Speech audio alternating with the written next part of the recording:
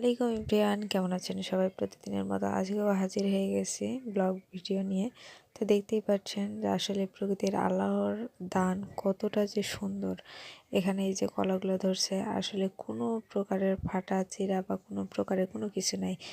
তো আজকে রান্নাবান্নার আগে আমি একটু বাগানে যেয়ে ঘুরে আসব। আসলে আমার এই ভিডিওটা ২-১ দিনের করা, মানে বাগানে গেছিলাম, যে ঘুরে আসছি। ঘুরে আসার পর রমজানের জন্য আমি এই কলাগুলো পেড়ে পাকাতে দিব, যার কারণে পাড়তে গেছিলাম। তো যাক, এর মধ্যে ভাবলাম যে যেহেতু আম বাগানটাও ঘুরে আসি আর দেখে আসি যে মুকুলের কী অবস্থা।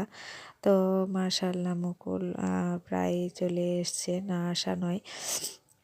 তো আমার যেহেতু এলাকাটা বাগানের আমের বিখ্যাত, মানে বলে যে আমের বিখ্যাত কোন জেলা বা নওগাঁ জেলা বলে, জানি না, হয়তো বা কেউ চেনে কি চেনে না, তবে এটা আমি গর্ব করি যে আমার এলাকাতে আম বেশি বিখ্যাত।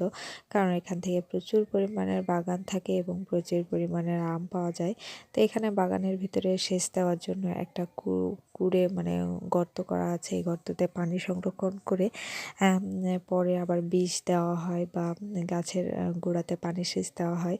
তো যাক, পানিটা কিন্তু অনেক মানে লাল হয়ে গেছে অনেক দিন থেকে থেকে। তো এখানে আমের গাছের উপরে একটা করলার গাছ উঠছে। তো করলার গাছে তো দেখতে পাচ্ছেন যে করলা, মানে আমের গাছে করলা কোনোদিন শুনেছেন কিনা জানি না। তো আমের গাছে লতা বেয়ে করলার গাছ উঠে সুন্দর করলা ধরেছে। তো যাক, সেই করলা ধরতেই থাক। এর মধ্যে আমি আমার বাগানটা আপনাদের দেখিয়ে দিই। আমার ভিডিওতে প্রায় আমি আমার বাগান দেখাইছি আপনাদের।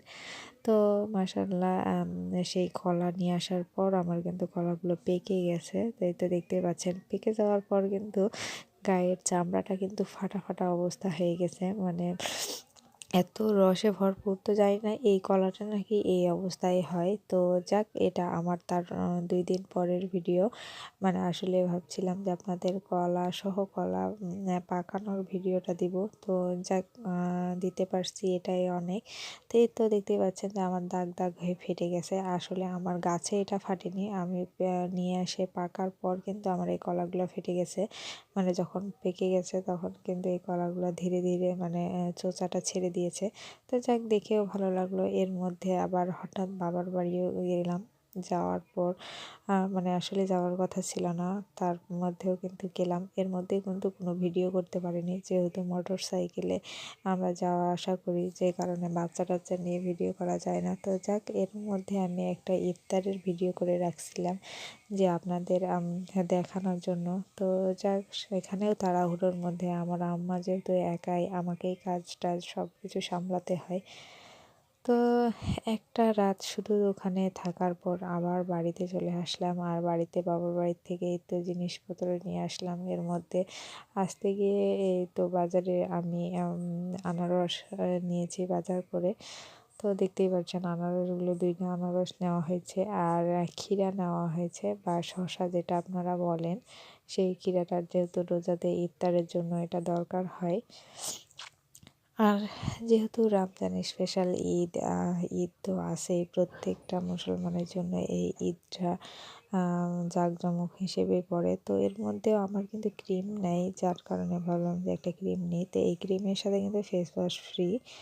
তো ভাবলাম যে ফেস ওয়াশটাও নিয়ে রাখি, কোনো হবে না। আর এখানে আমার মেয়ের জন্য চুড়ি নিয়েছি, ওদের জন্য আমার মেয়ে এবং ছেলের জন্য পোশাক নিয়েছি, যে পোশাকটা আপনাদের দেখানো হয়নি। তো যাক, এই তো বাটিতে আমার আম্মা ডিম দিয়েছে। আর এই বক্সে আমাকে আচার দিয়েছে, মানে বড়ইয়ের আচার করেছে যেটা, সেই জন্য মিষ্টি বড়ইয়ের আচার, এই আচার করেছে। আর এখানে আমার আঙ্গুর নেওয়া হয়েছে, কারণ ইফতারের সময় হ্যাঁ, আঙ্গুর দিলে ভালো হয়। আর এই তো পেয়ারাটা কিন্তু আমাদের গাছে, পেয়ারাটা কিন্তু অনেক সুন্দর। আর এই সাইডে মিষ্টি আলু প্লাস বেগুন দিয়েছে, যেহেতু আমাদের বেগুনের জমি আছে, সেই জন্য সেখান থেকে আবার ভাবলাম যে তরকারির জন্য কিছু বেগুন নিয়ে যাই। আর পেয়ারাটা তো দেখলেন, মাশাআল্লাহ এত সুন্দর পেয়ারাটা। আর রমজান রোজাতে পেয়ারাটা দেখে মানে খেতেও যেরকম মিষ্টি, সেরকম দেখতেও কিন্তু অনেক সুন্দর। তো এখানে তো মুরগির ডিম দিছে, মানে আমার আম্মা প্রায় আমার বাবুদের জন্য ডিম পাঠায়। যেহেতু তারা ডিম খায় এবং আমার কিছু মুরগি আছে, সেই ডিমগুলো ফ্রিজে জমা করে রেখে আমার জন্য ডিম পাঠায়। শুধু আমার জন্য না, নাতিনের জন্য। তো এই তো আপনার ভাইয়া আবার এই সাইডে মাছ নিয়ে আসছে। তো মাছগুলো এত সুন্দর, মানে টাটকা মাছ, মানে মনে হয় নদী বা বিল খাল থেকে তুলে নিয়ে এসেই বিক্রি করছে। তো যাক, এখানে পাঁচমিশালি মাছ রান্না করব আজকে। তো পাঁচমিশালি মাছ দেখতেই পাচ্ছেন যে আসলে পাঁচ রকম না, 5 রকমের বেশিও মাছ আছে এখানে। তো এখানে চান্দা মাছ, আমরা চান্দা মাছ বলি। তো চাঁদা মাছগুলো দেখতে পাচ্ছেন এত টাটকা এবং ফ্রেশ যে ওর সামনে পিছনে সম্পূর্ণটাই দেখা যাচ্ছে।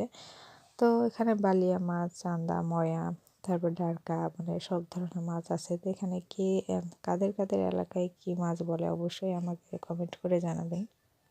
তো এখানে তো দেখতে পাচ্ছেন মাছগুলো আমি বেছে নিয়েছি। তো ওদিকে যাবো। তো দেখতেই তো পাচ্ছেন যে সবগুলো মাছ আমি বেছে নিয়েছি। 3-4 প্রকারের মাছ, মানে আসলে 4-5 প্রকারেরই মাছ ধরা যায়। তো এই যে আমি এখানে মাছ বেছে আমি রেখেছিলাম। তো জুম করে আপনাদের দেখাচ্ছি। এখানেও আমি কিছু কিছু মাছ ফেলে দিয়েছি। তো আসলে 5 মিশালেই মাছ বলা যায়, মানে 5 মিশালি মাছ রান্না যেহেতু আজকে। আর আজকে বেশ স্পেশালভাবে আমি 5 মিশালি মাছ রান্নাটা করেছি। আর রমজান মাসে কিন্তু ছোট ছোট মাছ খেতেও কিন্তু অনেক ভালো লাগে। হালকা করে পুরোপুরি করে রান্না করলেও কিন্তু খুব ভালো লাগে। তো এখানে বাবার বাড়ির থেকে বুট, গাছ থেকে বুট নিয়ে আসছিলাম। আর মটরশুঁটি যেটা বলে মটর দানা, সেটা কাঁচা কাঁচা তুলে নিয়ে আসছি। মানে আমি মাটির খোলাতে ভেজে এটা খাবো, তাই জন্য। তো এটা কিন্তু ভেজে কিন্তু খেতে কিন্তু খুব ভালো লাগে। তো এই তো দেখতেই পাচ্ছেন যে আমার পেঁয়াজ আমি ভালোভাবে বেটে নিয়েছি, পেঁয়াজ রসুন। আর এটা বেটে নেওয়ার পর কিন্তু আমি মাছটা রান্না করে নিব। আর এই সাইডে কিন্তু আমি এই যে আমার বুটগুলো ভালোভাবে ভেজে নিব। তো আসলে এই তো দেখতেই পাচ্ছেন যে আসলে বুটগুলো কেমন। তো এরকম কে কে বুট খেতে ভালোবাসেন অবশ্যই কমেন্ট করে জানাবেন। আর এই সাইডে তো আমার মাছগুলো আমি ভালোভাবে ভাজতে পারবো না, যার কারণে আমি পেঁয়াজটা ভালোভাবে ভেজে নিব। আর আমার পেঁয়াজটা ভাজার জন্য কিন্তু আমি এখানে আগেই লবণ দিয়ে দিব। আর লবণ পেঁয়াজে দিলে কিন্তু তাড়াতাড়ি পেঁয়াজটা ভাজা হয়। আমি আমার প্রায় ভিডিওতেই বলে রেখেছি যে আসলে পেঁয়াজ লবণ দিলে কিন্তু তাড়াতাড়ি ভাজা হয়। তো এখানে 1 চা চামচ হলুদ গুঁড়ো, 1 চা চামচ মরিচ গুঁড়ো দিয়ে আমি ভালোভাবে মশলাটাকে কষিয়ে নিব। তো আমার প্রায় মশলা আমি অল্প অল্প করে পানি দিয়ে কষিয়ে নিই। কষিয়ে নেওয়ার পর তেলটা যখন উপরে উঠে আসে তখনই আমি মাছ দিয়ে রান্না করি। তো যেই রান্নাই করি না কেন আমি এই প্রসেসটা সবসময় ফলো করি। তো যাক, এই যুগে রান্নার পাশাপাশি আপনাদের আরও একটা কথা বলে রাখি যে আমার চ্যানেলটি যাদের ভালো লাগে বা অবশ্যই আমার চ্যানেলটিকে যারা নতুন আপু ভাইয়া যেই হন না কেন অবশ্যই আমার চ্যানেলটি সাবস্ক্রাইব করবেন। আর যারা পুরাতন তারা অবশ্যই আমার ভিডিওটা দেখার চেষ্টা করবেন, কারণ আপনারা ভিডিও না দেখলে আসলে একটা চ্যানেলের অনেক বড় ক্ষতি হয়। তো যাক, অনেক আপুই আছেন যারা জানেন, তো অবশ্যই আমার ভিডিওটা ফুল দেখার চেষ্টা করবেন, না হয় স্কিপ করে করে দেখবেন না। তো এই সাইডে আমি আমার আলুর ঝোল করব, যার কারণে আমি এখানে প্রেশার কুকারে দিয়ে দিয়েছি সিদ্ধ করতে। তো ওখানে আমি মশলাতে পানি দিয়েই কিন্তু আমি প্রেশার কুকারটা নিতে গেছিলাম, কারণ আমার আলুটা হয়ে গেছিলো এই সাইডে। তো এই তো দেখতে পাচ্ছেন যে আমি আমার মশলাটার কাছে আবার চলে এসেছি। আমি চুলাটা অফ রেখেছিলাম। আর আমার এই চুলাটার অবস্থা এরকম এই কারণে যে আসলে তেল ছিটে পড়লে আবার হাজার লেপা দিলেও কিন্তু হয় না, আসলে খারাপ হয়ে থাকে। তো যেহেতু রমজান মাস একটা রান্না হয় না, রান্না 5 রকমের রান্না হয়, সেই কারণে আমার রান্নাঘরটা এত আলোঝালো থাকে। আর যেহেতু একাই রান্না করতে বসতে হয়, সম্পূর্ণটাই আমি তাড়াহুড়োর মধ্যে করি, যে কারণে আমার রান্নাঘরের অবস্থা এতটা খারাপ হয়ে যায়। হয়তো আপনাদের খারাপ লাগে, তো তারপরও বলবো যে আমাকে হয়তো ক্ষমার দৃষ্টিতে দেখবেন, কারণ যেহেতু রমজান মাস। আর 1 নয় 2 নয়, মানে 2-3 প্রকারের রান্না হয়, যেহেতু এই রাতে আবার ওই রাতে, মানে 2 রাতে আবার খাইতে হয়, যে কারণে একটু বেশি রান্না করা লাগে। তো অনেক আপুই আছেন যারা রান্না করেন। তো আমার মাটির ঘরে আমার এই অবস্থায় যে রান্নাটা হইতে হয়তো দেরি হয় যে কারণে আলো ঝালো থাকে। তো এই তো দেখতে পাচ্ছেন আমার আলুর ঝোলটা আমি সিদ্ধ করে নিয়েছি। তবে আমি এই আলুর ঝোল টকভাবে রান্না করেছি। মানে আমি বেগুন আ টমেটো দিইনি। টমেটোর জায়গায় আমি বোড় দিয়েছি। আমার শুকনা বোড় ছিল। আর এই শুকনা বোড় দিয়ে টমেটোর ঝোল কিন্তু অনেকটা ভালো লাগে। তো কারা, কারা এভাবে রান্না করেন অবশ্যই আমাকে কমেন্ট করে জানাবেন। তো এই সাইডে আমার তেল দেওয়া হয়ে গেছে। আমি তেলে দিয়ে দিয়েছি। আর এই তেলে দেওয়ার পর আমার যে অবস্থা দেখতে পাচ্ছেন শুকনা বোট দিয়ে আলুর ঝোল। এই জিনিসটা রান্না করে দেখবেন অনেক ভালো লাগে। এই গরমের সময় কিন্তু অনেক ভালো লাগে। আর এই সাইডে আমি বড়ি আর মাছ রান্না করেছি, যেটা অফ ক্যামেরায় রান্না হয়েছে। আর এই সাইডে তো আমার পাঁচমিশালি মাছ রান্নার রেসিপি, মানে মাছ রান্না। তো দেখতে অনেক সুন্দর হয়েছে, খেতেও কিন্তু অনেক সুন্দর হয়েছে। তো অবশ্যই আপনারা এইভাবে রান্না করে দেখবেন, ভালো লাগবে। তো ছোট মাছে আপনারা যতটুকু পারবেন কম পানি দেওয়ার চেষ্টা করবেন, কারণ কম পানি দিলে কিন্তু ওটা সুন্দরভাবে রান্না হয়। বেশি পানি দিলে ঘেঁটে যায় বা মাছটা ভেঙে যাওয়ার সম্ভাবনা থাকে।